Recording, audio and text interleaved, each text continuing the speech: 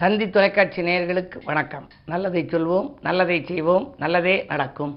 இன்று 1/3/2023 புதன்கிழமை, மிருகசீரிஷம் நட்சத்திரம், மதியம் 12:39 வரை, பிறகு திருவாதிரை நட்சத்திரம். இன்றைக்கு நான் உங்களுக்கு சொல்ல இருக்கிற நல்ல கருத்து, எதிலிருந்து எது தொடங்குகிறது அப்படின்னு சொல்லி முனைவர் இறையன்பு அவர்கள் சிந்தித்த கருத்து. இந்த கருத்து நம்முடைய தினத்தந்தியில் அவர்கள் தொடர்ந்து எழுதி மிகப்பெரிய சாதனை நிகழ்த்தினார்கள். அவர் நல்ல கடமையிலே கண்ணும் கருத்துமாக இருப்பவர்கள், நல்ல சிந்தனையாளர், நிறைய புத்தகங்கள் வெளியிட்டிருக்கிறார்கள், நல்ல சொற்பொழிவாளர். அப்படிப்பட்ட அருமையான ஒருவர் அவருடைய கருத்துக்கள் எல்லாம் படித்தோம் அப்படின்னா மனதுக்குள் உடனே பதிஞ்சு போயிடும். அதில் அவர் ஒரு கருத்து எழுதியிருக்கிறாரு, எதிலிருந்து எது தொடங்குகிறது அப்படின்னு. ஒன்றிலிருந்து ஒன்றாகி, ஒன்றை தின்று ஒன்றாகி, ஒன்றுக்காக ஒன்றாகி, ஒன்றோடு ஒன்றாகி, ஒன்றுக்குள் ஒன்றாகி போவதுதான் இந்த உலக வாழ்க்கைன்னு முன்னோர்கள் சொல்லியிருக்காங்க. அதாவது ஒன்றிலிருந்து ஒன்றாகி, ஒன்றை தின்று ஒன்றாகி, ஒன்றுக்காக ஒன்றாகி, ஒன்றோடு ஒன்றாகி, ஒன்றுக்குள் ஒன்றாகி, மண்ணுக்குள் மண்ணாகி போயிடா கடைசி. அப்படி இருக்கிறதே இந்த உலக வாழ்க்கை. இந்த உலக வாழ்க்கையில் எந்த காரியம் எதிலிருந்து எது தொடங்குகிறதுங்கிறத அற்புதமாக எழுதியிருக்கிறாங்க இந்த முனைவர் இறையன்பு அவர்கள் சிந்தித்த கருத்து. இந்த கருத்து அது என்ன அப்படின்னா, சிக்கனம் அப்படிங்கிறது எதுலேருந்து தொடங்குது? சொற்களிலிருந்து தொடங்கிறது. சிக்கனம்னு ஒருத்தர் சொல்கிறார். சிக்கனம்னா எதுவுமே சிக்கனமாக இருக்காருன்னா பணத்திலேருந்துன்னு இல்லை, பேசுகிறதுல கூட அளவோடு பேசுவார். அதுதான் ஒரு கேள்வி பதிலில் நான் படித்தேன். நீங்கள் சிக்கனத்தை கையாளுபவர்களான கேள்வி ஒரு வார இதழில் கேள்வி வந்துச்சு கொஞ்சம் நாளைக்கு முன்னாடி. நீங்கள் சிக்கனத்தை கையாளுபவர்களானா நம்ம என்ன பதில் எழுதுவோம்? ஆமாம், நான் சிக்கனத்தை கையாளுவேன்னு எழுதுவோம். அவங்க அதில் எழுதலை, இம் அப்படின்னு ஒரு எழுத்து மட்டும் எழுதியிருந்தாங்க. அந்த எழுத்தில் கூட சிக்கனமாக கையாண்டிருந்தாங்க. அது மாதிரி சிக்கனம் என்பது சொற்களிலே தொடங்குகிறது. அதுக்கு அடுத்து வைராக்கியம் இதில் தொடங்குது, உணவில் தொடங்குகிறது. ஒருத்தர் வைராக்கியமாக இருக்கணும்னா இந்த உணவத்தை உட்கொள்ளணும், இந்த உணவை உட்கொள்ளக்கூடாது அப்படிங்கிற ஒரு எண்ணம் இருக்கணுமா. ஆனால் அந்த வைராக்கியம் தளர்ந்து போயிடும். அதாவது சில வைராக்கியங்கள் தளர்ந்து போயிடும், சில வைராக்கியங்கள் தான் நம்ம நடத்த முடியும். அந்த வைராக்கியம் என்பது உணவிலே தொடங்குகிறது. அதுக்கு அடுத்து வன்மம்ங்கிறது எங்கே தொடங்குதுன்னா சொல்லில் தொடங்குகிறது. வன்மம் ஒருத்தர் பேசுறதுல தானே அந்த வன்மமாக பேசுகிறாங்க, அதனாலே அது அதில் தொடங்குது. பெருந்தன்மை எங்கே தொடங்குது அப்படின்னா மன்னிப்பில் தொடங்குகிறது. ஒருத்தர் ஒரு காரியத்தை தவறாக செஞ்சிட்டார் அப்படின்னா சரி மன்னிச்சிடுறேன் அப்படின்னு சொல்லணுமா. இந்த மன்னிப்புங்கிற வார்த்தை மிகப்பெரிய வார்த்தை. அது பெருந்தன்மையை காட்டுது. இப்போ ரொம்ப பேருக்கு பெருந்தன்மை இல்லைங்கிறதுனால தான் உடனே கூட சண்டை சச்சரவு வந்துடுது. இந்த பெருந்தன்மை என்பது மன்னிப்பிலிருந்து தொடங்குகிறது அப்படிங்கிறார். சான்றாண்மை என்பது விட்டு கொடுப்பதில் தொடங்குகிறது. சான்றாண்மைன்னு இருக்குது. அதாவது நல்ல தன்மையோட ஒருத்தர் வாழ்க்கை நடத்தணும்னா அது விட்டு கொடுப்பதில் தொடங்குதா. விட்டு கொடுப்பவர்கள் கெட்டு போவதில்லை, கெட்டு போவர்கள் விட்டு கொடுப்பதில்லைன்னு சொல்கிறாங்க. அது மாதிரி விட்டு கொடுக்குற தன்மை ஒருத்தருக்கு இருந்தாலே அவர் சான்றாண்மை அது தொடங்குது. அதே மாதிரி பேராசை எதில் தொடங்குது? பணத்தில் தொடங்குது. அதாவது கொஞ்சம் வருமானம் இருக்கவன் இதை காட்டிலும் பக்கத்தில் ஒருத்தன் பெரிய வருமானத்தோடு இருந்து ஏதாவது காரு கண்ணி வச்சுருந்து மிகப்பெரிய வீடு வாசல்லாம் கட்டியிருந்தான்னு வச்சுங்க, அவர் இப்படி திடீர்னு வந்தார். அப்போ அதே மாதிரி நம்மளும் வரணும். அதுக்கு என்ன வழியெல்லாம் குறுக்கு வழி இருக்குன்னா சிந்திக்க தொடங்குறான் இல்லையா. அது சிந்திக்கிறதுக்கு முதல் அடிப்படையாக இருக்கிறது என்னென்னா பணம். இந்த பணத்தில் தானே இந்த பேராசை தொடங்குது. அதனால தான் பணம் சொல்கிற போது காசை பற்றி கூட ஒரு திரைப்பட பாடல் வரும். காசே தான் கடவுளடா, அது கடவுளுக்கும் தெரியுமடா அப்படின்னு சொல்லி. கைக்கு கை மாறும் பணமே உன்னை கைப்பற்ற நினைக்குது மனமேன்னு சொல்லி பாடல். ஆக அந்த பணத்திலே தொடங்குவது என்னன்னா பேராசை. அதுக்கடுத்து அன்பு. அன்புங்கிறது இதில் தொடங்குது. இறையன்பு அழகாக எழுதியிருக்காரு, புன்னகையில் தொடங்குகிறது. முதல்ல ஒருத்தர் பார்க்குறான், ஒரு நிகழ்ச்சிக்கு போகிறான், எத்தனையோ பேர் வர்றாங்க, ஆயிரக்கணக்கான பேர். நம்ம பார்க்குற போது முதல்ல அவங்க சிரிப்பாங்க, புன்னகை. நம்மனு சிரிக்கிறேன். சிரிச்சதுக்கப்புறம் நீங்கள் யார் அப்படின்னு கேட்குறோம். நான் இது மாதிரி இங்கே இருக்கேன், உங்களுடைய ரசிகர், உங்கள் இதெல்லாம் படிப்பேன் அப்படின்னா. ஓ அப்படியா, சரி நீங்கள் நல்லா இருக்கலான்னு கேட்குறேன். ஆக அன்பு எப்போ தொடங்குதுன்னா முதல்ல அவங்க சிரித்து புன்னகை தந்த உடனே தொடங்குது இல்லையா. அதனால் அன்பு புன்னகையில் தொடங்குகிறது. காமம் எதில்? கற்பனையில் தொடங்குதான் காமம். அதே மாதிரி கருணை என்பது பார்வையில் தொடங்குகிறது. அன்பு நன்றி கருணை கொண்டவன் மனித வடிவில் தெய்வம், ஆறு மனமே ஆறு, அந்த ஆண்டவன் கட்டளை யாரு அப்படின்னு சொல்லி கண்ணதாசன் ஒரு பாடல் எழுதியிருப்பார். அதில் ஆசை கோபம் களவு கொள்பவன் பேச தெரிந்த மிருகம், அன்பு நன்றி கருணை கொண்டவன் மனித வடிவில் தெய்வம் பார். அந்த கருணை எதில் தொடங்குது அப்படின்னா பார்வையில் தொடங்குகிறது. இதுபோல் அவர் நிறைய கருத்துக்கள் எழுதியிருக்கிறார்கள், ஏராளமான நூல்கள் வெளியிட்டிருக்கிறார்கள். அத்தனையும் மனித வாழ்க்கையை வளப்படுத்தும் வசந்த காலமாக உருவாக்குகின்ற நூல்கள் என்பதை தெரிவித்து அதிலிருந்து சிந்தித்த இந்த கருத்துக்களை நாமும் வாழ்க்கையில் ஏற்று நடந்தால் நமது வாழ்க்கையும் செழிப்பாக இருக்கும், சிறப்பாக இருக்கும் என்று சொல்லி இன்றைய ராசி பலன்களை இப்பொழுது உங்களுக்கு வழங்கப் போகின்றேன்.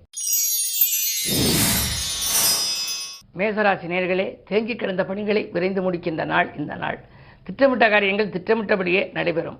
பயணஸ்தானத்திலே குருவும் சுக்கிரனும் இருப்பதால் பயணங்கள் குடும்பத்தோடு கூட நீங்கள் உல்லாச பயணங்களோ அல்லது வெளியில் முக்கிய வேலை காரணமாகவோ செல்லும் வாய்ப்புகள் உண்டு. பொருளாதாரம் திருப்திகரமாகவே இருக்கிறது. ரிஷபராசினியர்களே, உங்களுக்கெல்லாம் 12இல் ராகு இருப்பதால் அயல்நாட்டு முயற்சிகளில் ஆதாயம் கிடைக்கும். உத்தியோகத்தில் உள்ளவர்கள் கூட இன்னும் கூட சம்பளம் கிடைக்கும். அயல்நாட்டில் பணிபுரியலாமா என்றெல்லாம் சிந்தித்து அதற்காக முயற்சி எடுத்திருந்தால் அயல்நாட்டில் உள்ள நல்ல நிறுவனங்களிலிருந்து இன்று அழைப்புகள் வரலாம். சுப செய்திகள் வந்த வண்ணமாக இருக்கும். பூமி லாபமும் உண்டு. மிதுன ராசினியர்களே, உங்களுக்கெல்லாம் இன்று சந்திரபலம் நன்றாக இருக்கிறது. தனாதிபதி சந்திரன் ராசியில் இருக்கின்ற பொழுது பணத்தேவைகள் உடனுக்குடன் பூர்த்தியாகும். விடாமுயற்சிக்கு வெற்றி கிடைக்கும். வீடு மாற்றங்களும் நாடு மாற்றங்களும் பற்றி சிந்திப்பீர்கள். அஷ்டமத்து சனியின் ஆதிக்கம் இருப்பதால் உத்தியோகத்தில் கூட உங்களுக்கு கிடைத்த இடத்திற்கு நீங்கள் நினைத்த இடத்திற்கு மாறுதல்கள் கிடைக்கும். அது மட்டுமல்ல, நல்ல உத்தியோகத்தில் கூட உயர்வான இடத்திற்கு உயர்வும் கிடைத்து மாறுதலும் கூட கிடைக்கலாம். என்ன இருந்தாலும் சனிப்பெயர்ச்சி விரைவிலே நிகழவிருக்கிறது. இந்த மாதம் 29ஆம் தேதி அன்றைக்கு சனிப்பெயர்ச்சி என்று பஞ்சாங்கத்தில் குறிப்பிட்டிருக்கிறார்கள். வாக்கிய கணித ரீதியான பயிற்சி.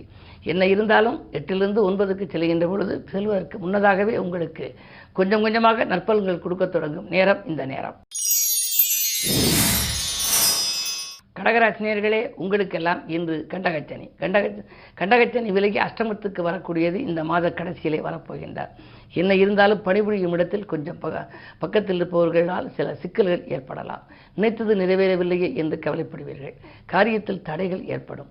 உத்தியோகத்தில் கூட உங்களுக்கு மேலதிகாரிகள் கோபத்துக்கு ஆளாக நேரிடலாம். கவனம் தேவை.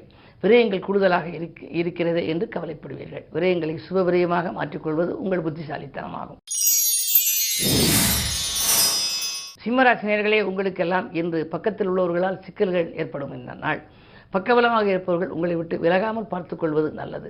கடன் சுமை கூடிக்கொண்டே போகும். ஒரு கடனை அடைக்க அடுத்த கடன் வாங்குவது சங்கிலி தொடர் போல கூடுதலாகவே இருக்கலாம். உறவினர்கள் உங்களை உதாசீனப்படுத்தலாம். கவனம் தேவை. 8லே குரு இருக்கும் வரை கொஞ்சம் எச்சரிக்கையாக இருப்பது நல்லது. கன்னிராசினியர்களே, தெய்வ வழிபாட்டால் திருப்தி காண வேண்டிய நாள். திட்டமிட்ட காரியம் திசை மாறி செல்லலாம். என்ன இருந்தாலும் 2இல் கேது 8இல் ஆகி இருப்பதால் சர்ப்பதோஷத்தின் பின்னணியில் இருக்கிறீர்கள். எனவே உங்களுக்கு சலுகைகள் கிடைப்பது போல் இருந்து கை நழுவி செல்லலாம். உத்தியோகத்தில் கூட மேலதிகாரிகள் உங்களுக்கு அதை செய்கிறேன் இதை செய்கிறேன் என்று சொல்வார்களே தவிர ஆனால் காரியங்கள் கைகூடுமா என்பது சந்தேகம்தான். எனவே இன்று புதன்கிழமை என்பதால் அனுமனை வழிபடுவது நல்லது. துலாம் ராசினியர்களே, ஜென்மத்தில் கேது. ஆன்மீக நாட்டம் அதிகரிக்கும். அதே நேரத்தில் ஒரு செயலை 1க்கு 2 முறை செய்யக்கூடிய சூழ்நிலை உருவாகும். உத்தியோகத்தில் உங்களுடைய பதவியை தக்க வைத்துக் கொள்வது என்பது அரிது. சக ஊழியர்களாலும் உங்களுக்கு பிரச்சனைகள் வரலாம். உங்கள் முன்னேற்றத்தை மற்றவர்களுக்கு தெரிவிப்பதன் மூலம் கூட அந்த பிரச்சனைகள் வரலாம். கவனம் தேவை. விருச்சிக ராசினியர்களே, உங்களுக்கு சந்திராஷ்டமம். எதை செய்தாலும் யோசித்து செய்ய வேண்டும். மகிழ்ச்சி அதிகரிக்க மற்றவர்களை அனுசரித்து செல்ல வேண்டிய நாள். மங்கள நிகழ்ச்சிகள் மனையில் நடைபெறுவதில் தடைகள் ஏற்படலாம். தொழில் உத்தியோகத்தில் கவனம் தேவை. கூட இருப்பவர்களை அனுசரித்து சென்றால்தான் இன்று குதூகலமான வாழ்க்கையை அமைத்துக் கொள்ள இயலும். விரயங்கள் கூடும் என்றாலும் கூட உங்களுக்கு 3லே சனி இருப்பதால் காரியங்கள் கடைசி நேரத்தில் கைகூடுவதற்கு இன்று அனுமனை வழிபடுவது நல்லது. தனுசு ராசினியர்களே, உங்களுக்கெல்லாம் இன்று தைரியத்தோடு செயல்பட்டு சாதனை படைக்கும் நாள். தக்க தருணத்தில் நண்பர்கள் கை கொடுத்து உதவுவார்கள். சிக்கல்களிலிருந்தும் சிரமங்களிலிருந்தும் விடுபடுவீர்கள். பொது வாழ்விலே புதிய பொறுப்புகள் வரலாம். உடல்நலத்தில் மட்டும் கொஞ்சம் கவனம் தேவை. ஆரோக்கியத்தில் அடிக்கடி அச்சுறுத்தல்கள் ஏற்படலாம். குறிப்பாக ஜீரண கருவிகள் பழுதாகலாம். கவனம் தேவை. மகர ராசினியர்களே, ஜென்மச்சனியின் ஆதிக்கம். இடமாற்றம் இனிமை தரும். இல்லத்தில் உள்ளவர்கள் உங்களை புரிந்து கொண்டு செயல்படுவார்கள்.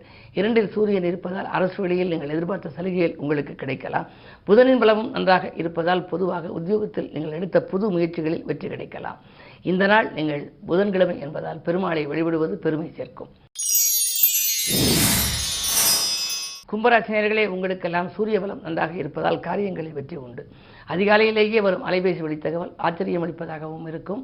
ஆதாயம் தருவதாகவும் இருக்கும். அதே நேரத்தில் உங்களுக்கு ஆதரவுக்கு நீட்டுபவர்களின் எண்ணிக்கையும் அதிகரிக்கும். உடன் பிறந்தவர்களில் ஒரு சிலர் உங்களை விட்டு விலகி இருந்தாலும் இப்பொழுது மீண்டும் வந்து சேரலாம். 2இல் குரு இருப்பதால் பொருளாதாரத்தில் நிறைவு உண்டு. மீனராசினியர்களே, உங்களுக்கெல்லாம் சவால்களை சமாளிக்க வேண்டிய நாள். சந்தித்த நண்பர்களால் சில சங்கடங்களையும் சந்திக்க நேரிடும். பிரச்சனைகள் அடுத்தடுத்து வந்து கொண்டிருக்கிறது என்று கவலைப்படுவீர்கள். 8லே கேது இருக்கும் வரை இப்படித்தான் பிரச்சனைகளை சந்திக்கக்கூடிய சூழ்நிலை இருக்கும். என்னதான் உழைத்தாலும் நீங்கள் சேமிக்க இயலாது. வாழ்க்கை பாதையிலே புதிய பாதை புலப்படுமா என்று கவலைப்படுவீர்கள். நண்பர்கள் உங்களுக்கு உறுதுணையாக இருப்பார்களா என்பதும் இன்று சந்தேகம்தான். எனவே இன்று இனிய பலன்கள் உங்களுக்கு நடைபெற அனுமனை வழிபடுவது நல்லது. மேலும் விவரங்கள் அறிய தினத்தந்தி படியுங்கள்.